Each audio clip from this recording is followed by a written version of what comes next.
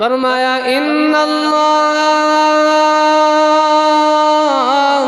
هو مولاہ وجبریل وصالح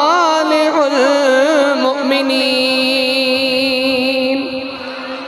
اللہ کا قرآن ہے، میری بات نہیں ہے، مولوی مقصودی دی گل نہیں، مولوی کسے پیر تے وزیر دی گل نہیں ہے نا، یہ بات اس اللہ کی ہے۔ فرمایا اللہ لا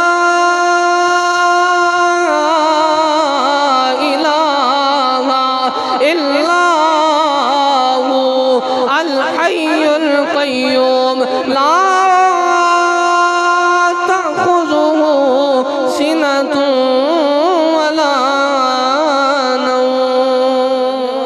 کتاب دا نام کتاب الروح ہے، لکھن والے حضرت علامہ حافظ ابن قیم ہے، سلفی مذہب نال تعلق رکھن والا،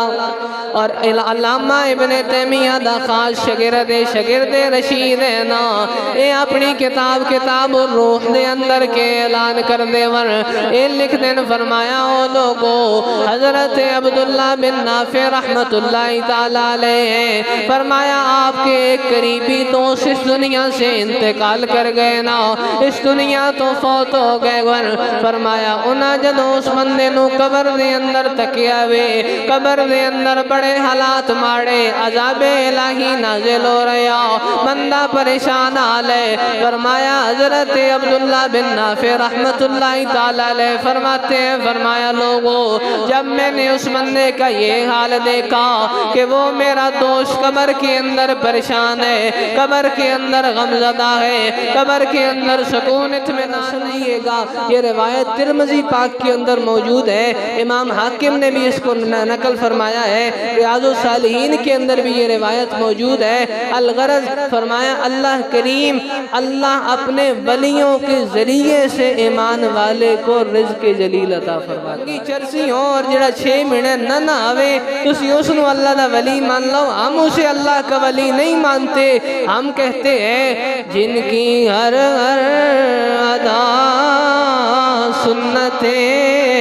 مصطفیٰ ایسے پیر طریقت پہ لاکھوں سلام۔